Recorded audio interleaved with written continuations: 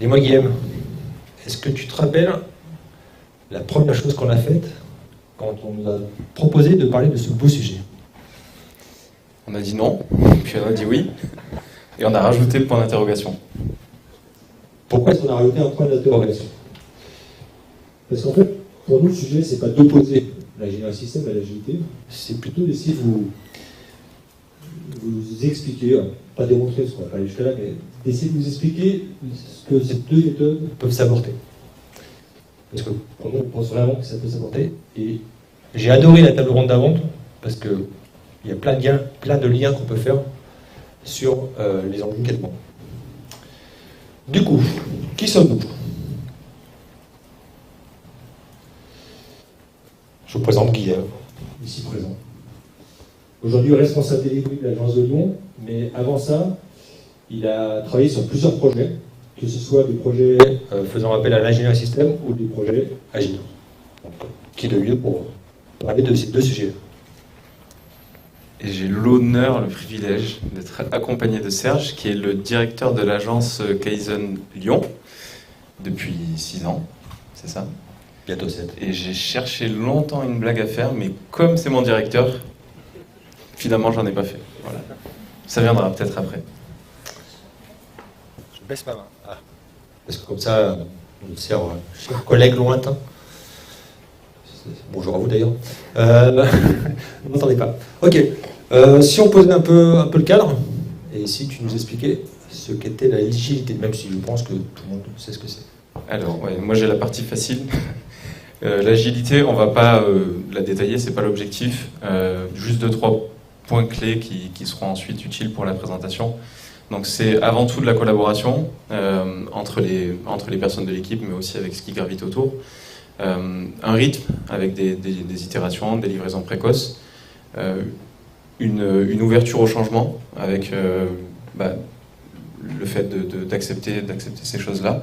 Et une amélioration continue. Donc en bas, on vous a mis le framework Scrum, mais c'était pour mettre une image. Voilà. Serge, ingénierie système, tu saurais résumer?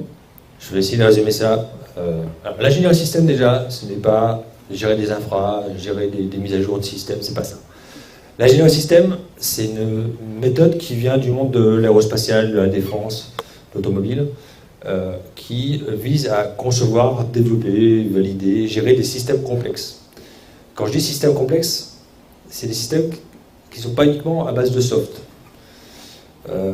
Moi, j'ai eu la chance de travailler dans un groupe qui s'appelle Volvo pendant de nombreuses années, et quand on fait un camion, le soft, c'est important, mais il n'y a pas que ça. Il y a un moteur, il y a une boîte de vitesse, il y a une cabine, il y a des éléments sur le tableau de bord, etc., etc. Donc quand on fait un système complexe comme ça, il faut être capable de gérer l'ensemble des contraintes, l'ensemble des exigences, et être capable de sortir à la fin un camion qui roule. D'ailleurs, moi, ça m'a toujours impressionné je ne sais pas si vous êtes allé dans une usine qui fabrique des camions, mais au début, il y a 2 poutres métalliques qui sont posées, et quelques minutes plus tard, ou heure peut-être, il y a un mec qui monte dans le camion, qui tourne la clé, et ça démarre. Moi, j'ai toujours été impressionné. Ça, sans ingénierie système, je ne suis pas sûr que ça marche. Donc l'ingénierie système, c'est souvent représenté par un cycle en V ou une racine carrée. Les étapes principales sont plutôt en amont, ça consistait à travailler sur les exigences, après à spécifier le système et puis à découper le système en sous-systèmes, etc. Donc si je reprends l'exemple du camion, on va découper sur la partie châssis pneumatique, la partie électronique, la partie cabine, etc. etc. J'espère que j'ai été clair. Pas trop. Très bien. Mais pourquoi on parle de ça aujourd'hui? Si vous avez bien écouté la table ronde précédente, je vais vous faire un résumé. Aujourd'hui, on est dans un monde où il y a de plus en plus de systèmes logiciels déployés, qui sont tous interconnectés, qui échangent énormément de données, ce qui du coup amène quelques problèmes, notamment des cybermenaces. On est dans un marché qui est mondialisé. Apparemment, ça va changer, mais voilà, aujourd'hui en tout cas, où il y a plein de super utilisateurs qui sont quand même un peu exigeants. Ils veulent que les choses marchent, qu'il y ait pas mal d'autonomie, si possible, qui fait ce qu'ils aimeraient que ça fasse. Puis comme ils changent la vie assez souvent, ils voudraient bien que les changements arrivent souvent et puis rapidement. Et de l'obsolescence. Et de l'obsolescence, Qui j'ai arrive de oublié, plus en c'est vrai, plus souvent. tout à l'heure. Chaque fois, j'oublie ceci, j'y arriverai pas. Et effectivement, de l'obsolescence à gérer aussi, et donc capable de remettre son système en état de marche assez rapidement. Tout ça pour dire que, si j'ai bien compris, on a une augmentation, et ça fait le lien, de la complexité des produits à concevoir, tout en augmentant la rapidité pour produire ces systèmes, une augmentation de la fiabilité, en tout cas des attentes vis-à-vis de la fiabilité, et des attentes aussi assez fortes d'un point de vue de l'évolutivité pour pouvoir s'adapter aux changements à la fois de besoins et de technologie. Donc, il semblerait que l'ingénierie système et l'agilité pourraient aider dans ce moment. Vas-y, compare. Alors, ce que je propose, c'est de faire ce que j'ai dit qu'on n'allait pas faire, c'est-à-dire que je vais comparer l'ingénierie système et l'agilité. Et je vais le faire d'une manière peut-être un peu provocante pour certains, parce que je vais un peu appuyer sur les traits en même temps. Alors, si on compare l'ingénierie système et l'agilité, c'est simple. En ingénierie système, on réfléchit avant d'agir. En agilité, on agit avant de réfléchir. Du coup, on ne réfléchit pas en agilité? Si, quand même. Mais l'ingénierie système, on va vraiment essayer de tout définir avant pour être sûr qu'on va faire correct. Et dans l'agilité, on va plutôt se permettre de revenir en arrière si jamais on a envie.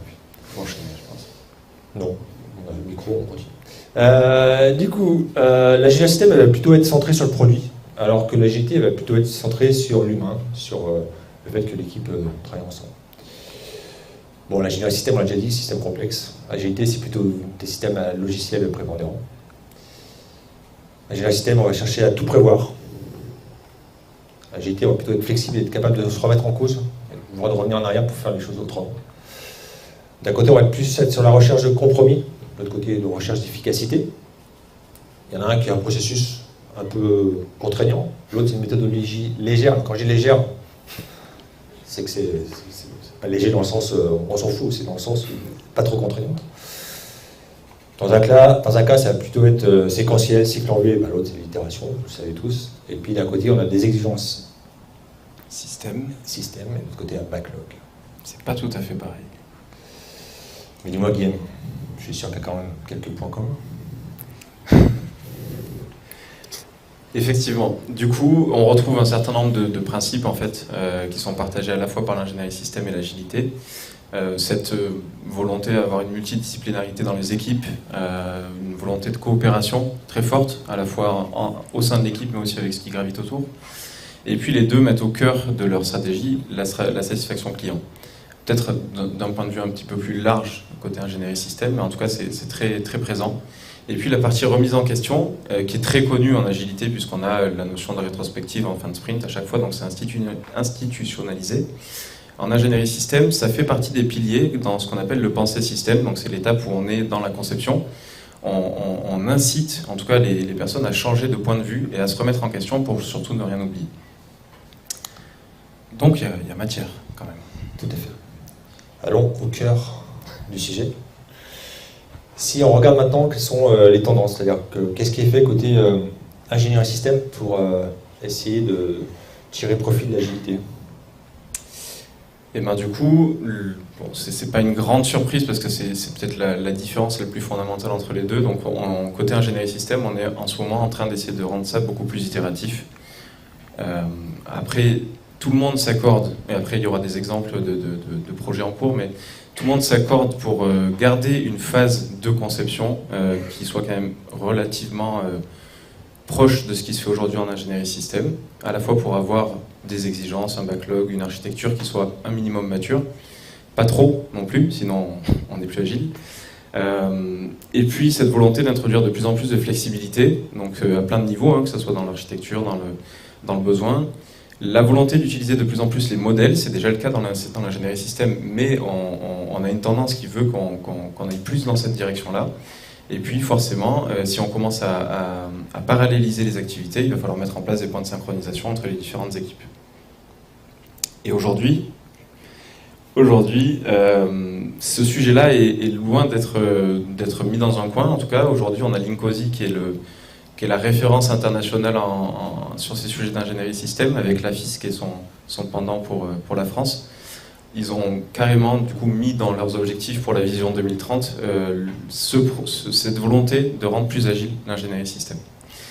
Donc en bas, c'est quelques exemples. L'idée, c'est normal que vous ne les voyez pas en détail, mais du coup, on va aller raffiner l'architecture à mesure que le projet avance. On va dispatcher ce qui historiquement était fait très séquentiel, donc revue de conception, revue préliminaire, etc. Donc là, on va plutôt la répartir dans les différents sprints et dans les différentes activités. Et puis le dernier, c'est plus pour illustrer qu'on a toujours une architecture et un besoin de référence, duquel on va extraire un certain nombre de choses pour réaliser des sprints, et dans lequel on va réintroduire le résultat pour pouvoir toujours garder cette maîtrise sur ce qui est à produire. Côté agilité, il se passe des choses aussi. Tout à fait. Côté agilité, la tendance, c'est de partir à la mise à l'échelle. C'est-à-dire que, si je caricature un peu, Scrum, c'est une équipe qui travaille sur un petit produit. Voilà. Donc l'idée, c'est que sur les systèmes complexes, il n'y a pas qu'une équipe, il faut avoir plusieurs équipes, il faut pouvoir monter à l'échelle. Et les différentes méthodes, j'en citerai quelques-unes après qui vont là-dessus, elles mettent en avant trois choses. L'importance d'un rôle, alors, qui est la plupart du temps appelé architecte système, donc quelqu'un qui est garant de la vision système, qui est garant du système, quoi, de s'assurer que ce qu'on produit va bien arriver à ce qu'on veut à la fin. Ce que disait tout à l'heure Guillaume sur le besoin de synchronisation, c'est-à-dire que qui dit qu'il y a plusieurs équipes, à un moment donné, il faut que tous les sprints, quand ils sortent, soient alignés, parce que si c'est pas lié, ça va marcher. Et puis le modèle. Si je prends Safe, que je citerai par exemple tout à l'heure, il parle beaucoup de MBSE, donc il y a vraiment de l'ingénierie système. Donc modéliser le produit qu'on veut faire pour être capable de faire des analyses d'impact, de pouvoir simuler ce qu'on veut faire, avoir des retours utilisateurs au plus tôt sur ce qu'on veut faire et le fait que ce qu'on va faire correspond bien aux attentes des utilisateurs. Donc il y a plein de travaux qui sont faits, plein de frameworks qui sortent. Donc Safe, on en a beaucoup parlé hier, donc je ne vais pas y revenir, surtout que je ne suis pas forcément un expert. Mais il y a aussi des choses autres qui sont plus ou moins similaires, mais qui partent toutes quasiment de Scrum et qui cherchent à l'élargir avec toujours ces synchronisations. Et après, il y a des petites différenciations sur le fait de comment c'est mené. Ça, c'est... on ne va pas dire ça, que c'est un état de l'art, parce que c'est un peu réduit quand même, mais c'est une synthèse un peu de ce qui se fait. Mais dis-moi, qu'est-ce qu'on fait, nous ? Eh ben, on a sorti donc 3 exemples sur lesquels on a directement travaillé, c'était plus simple pour en parler. Du coup, le premier qui nous est venu en tête, c'est un projet qui, du coup, je faisais le lien avec la gestion des déchets. Donc c'est le projet CIGEO, qui est le stockage de déchets nucléaires longue durée en zone souterraine, sur lequel je suis intervenu au niveau de l'équipe ingénierie système. Et donc on était dans la phase d'avant-projet, avant de déposer le décret d'autorisation.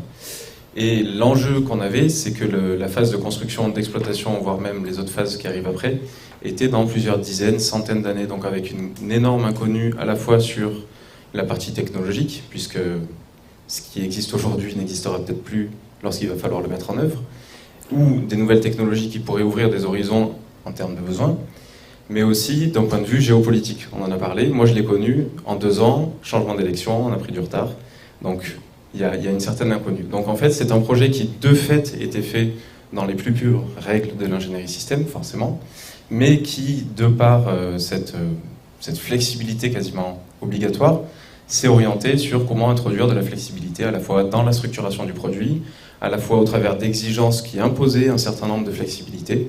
Et du coup, c'est une illustration qui était assez intéressante de comment mélanger les deux. Le deuxième projet auquel on a pensé, donc c'est un projet une application web de partage de données autour d'une maquette numérique 3D. Donc un produit assez complexe. Et moi, je suis plus intervenu sur la partie réalisation, Serge dans la partie conception, donc je te laisse un petit peu expliquer ce que vous avez fait. En fait, pour résumer, sur ce projet-là, classiquement, le client est venu nous voir avec un cahier des charges, avec des exigences assez précises. Mais nous, on arrive toujours dans les projets avec une vision système. On essaie toujours de prendre de la hauteur, de prendre du recul, enfin, différents points de vue. Et en faisant cet exercice-là, ça a permis, avec le client, de se rendre compte que, oui, les exigences, il y en avait plein. Oui, elles étaient plus ou moins bien définies, mais surtout, pas tant que ça, en fait. Il en manquait. Il y en avait qui, finalement, étaient peut-être pas aussi pertinentes que ça. Donc, arriver avec cette vision système, ça a aussi permis de montrer que Ben, en fait, si on définissait aujourd'hui ce qu'on voulait pour un produit qui sortait dans 2 ans, sachant que c'est le BIM, pour ceux qui connaissent, donc c'est un modèle d'échange de données dans le monde du bâtiment, c'est un domaine qui évolue beaucoup. Donc les besoins d'il y a 2 ans ne sont plus forcément vrais. Donc la vision système, ça a permis à la fois de mettre en avant ce besoin d'agilité et de pouvoir arriver à un résultat que tu as piloté. Oui, non mais aujourd'hui le résultat, en tout cas, je pense que si on se remet sur initialement ce qui aurait dû être fait, on a, je pense, 50% du produit qui n'a rien à voir avec tout ça. Donc on est allé plus loin sur certaines parties, on en a retiré, on en a introduit des nouvelles, et tout ça en tenant le budget, je crois, Serge. Voire même faisant moins. Le client était doublement content. Le dernier sujet pour aller rapidement, parce que le temps passe, là c'était sur un client qui avait une problématique de mettre en place un outil d'aide à la décision pour la gestion des crues en l'occurrence. Et c'était vraiment la phase amont du projet, et l'idée c'était, c'est un projet qui a un peu d'histoire, qu'ils avaient du mal à se mettre d'accord entre les différents métiers de ce client-là, et donc ils voulaient faire un cahier des charges pour décrire le besoin. Et en fait, nous on est arrivé, plutôt avec notre point de vue ingénierie système, et on s'est vite rendu compte qu'on n'arriverait pas à converger si on ne mettait pas un peu d'agilité là-dedans. L'agilité, elle a consisté à faire des sprints d'itération, évidemment sur les exigences, mais aussi à mettre en place une maquette qu'on a fait évoluer pour pouvoir... Moi j'ai l'habitude de dire, une image ça vaut 1000 mots. Maintenant j'ai une nouvelle citation, ça va être une maquette d'ergonomie vaut 10 000 mots. C'est-à-dire que ça a permis de faire réagir les métiers, ça a permis d'itérer dessus et très rapidement de faire converger tous les métiers, ce qu'ils n'arrivaient pas forcément à faire depuis un certain temps. Donc ça c'est un autre exemple de ce que les principes agiles peuvent apporter aussi à l'IS. C'est 3 exemples, on pourra en citer d'autres. Du coup, cher Guillaume, si on passait à la conclusion. Du coup, on va résumer rapidement, on va pas tout reprendre, mais l'ingénierie système peut vraiment apporter des choses à l'agilité. S'il y a 2 principes à retenir, c'est à la fois une meilleure compréhension du produit par la connaissance, ou en tout cas l'exhaustivité du backlog, l'identification de risques, d'opportunités, le fait d'être capable d'identifier ce que va apporter un changement qu'on aurait pu identifier à l'issue d'un sprint, et à la fois un meilleur contrôle de la réalisation, puisqu'on a la notion de traçabilité, on a un découpage de périmètre qui sera, en tout cas c'est l'objectif, plus cohérent, et ça permettra notamment via ce découpage-là de mieux anticiper les besoins en termes de compétences, puisque si on sait qu'il nous faut un expert de cybersécurité sur cette partie du produit et qui va être réalisé dans le sprint 10, on peut l'anticiper. Donc ça peut être aussi un des atouts de l'ingénierie système. L'apport de l'agilité à l'ingénierie système, ça va être 2 points principaux qu'on met en avant, c'est le rythme et l'efficience. Le rythme, l'agilité amène un rythme naturel avec les sprints. L'agilité a plutôt tendance, l'ingénierie système a plutôt tendance à vouloir tout bien définir et parfois pousser le bouchon un peu loin avant de commencer à développer. Donc ça va permettre ce rythme, ça permet de traiter des problèmes plus tôt, de lever des risques, éventuellement de trouver des décalages planning. Et côté efficience, c'est du basique de l'agilité, on focalise sur ce qui apporte le plus de valeur au plus tôt, et ce qui permet d'avoir des retours plus tôt et d'éviter de perdre du temps à détailler des choses qui potentiellement ne servent à rien. Est-ce qu'on peut tout faire en agilité, en ingénierie système, tout mélanger? Clairement, on ne peut pas tout faire. Si je reprends l'exemple du début, le camion, tout ce qui est soft, on peut le faire de manière agile, c'est évident. Par contre, si je reprends mon exemple de mon tableau de bord, encore en plastique aujourd'hui, un moule, ça coûte très cher. Donc si au bout de 3 semaines, on jette mon moule, qui a coûté potentiellement plusieurs millions d'euros, ça va devenir très cher, et puis ça va pas être terrible. Donc non, on ne peut pas tout faire en agilité. Après, on voit qu'il y a des... en tout cas, les nouvelles technologies vont pouvoir aider aussi à se rapprocher de ça, puisque notamment les imprimantes 3D, alors on n'est pas prêt d'imprimer un tableau de bord, mais en tout cas des parties mécaniques qui historiquement demandaient du temps à produire, on peut aujourd'hui peut-être les prototyper plus rapidement et se rapprocher même dans des métiers qui ne sont pas plus soft de cette agilité-là. Bon, évidemment, la question que tout le monde se pose maintenant, j'en suis sûr, c'est comment on fait pour choisir entre ingénierie système pure, agilité pure ou une approche hybride. Je crois qu'il y a une erreur là-dessus. Ouais. Non, la réponse, je suis sûr que vous l'avez vu venir. Il n'y a pas une réponse unique, en fait, ça dépendra de votre produit, de votre historique dans votre entreprise aussi, puisqu'on ne change pas une façon de concevoir des produits comme ça aussi facilement. En tout cas, il y avait, je pense, la première phrase à laquelle on a pensé en faisant ce talk, c'est qu'il n'y avait pas une solution, mais des Kaizen solutions. Ah, c'était beau, hein.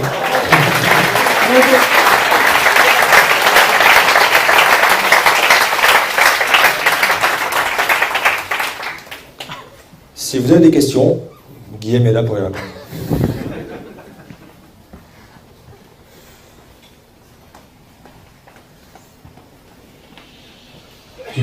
Tu parlais dans l'ingénierie système, en fait, il y a un produit et ça peut être coûteux de le refaire. Ce que je me demandais, c'est est-ce que la simulation numérique peut pas apporter un peu de flexibilité justement au niveau de la conception du produit? Alors oui, c'est déjà le cas en fait en ingénierie système. Serge en a parlé très brièvement, mais la notion d'MBSE, donc la modélisation, va souvent avec la simulation. Et effectivement, l'objectif, c'est d'arriver à faire tourner des modèles dans les phases de conception. Oui. C'est ce qui aujourd'hui peut apporter beaucoup de valeur côté agilité aussi. Et ça peut aller jusqu'à la réalité virtuelle en fait. Hein. Chez Volvo, pour faire une cabine, et tester l'ergonomie, c'est de la réalité virtuelle au début, enfin, pour éviter de minimiser les coûts, hein, clairement. J'élargis juste un peu la réponse. Il y a la phase de conception, mais il y a aussi la phase d'exploitation. Aujourd'hui, je pense que les jumeaux numériques, je ne sais pas si ça vous parle, mais on n'est pas sur de la simulation, on n'en est pas très loin, c'est un mélange entre le réel et le virtuel, où en fait on va faire tourner un jumeau numérique de notre usine ou de notre entreprise, et on va pouvoir simuler des actions, des comportements, des changements, pour identifier des impacts. Donc oui, c'est une très bonne idée.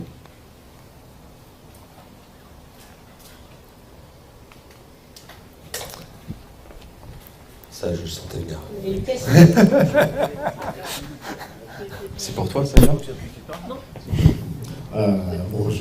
Bonsoir, merci. Alors, je vais casser l'ambiance comme Daniel tout à l'heure.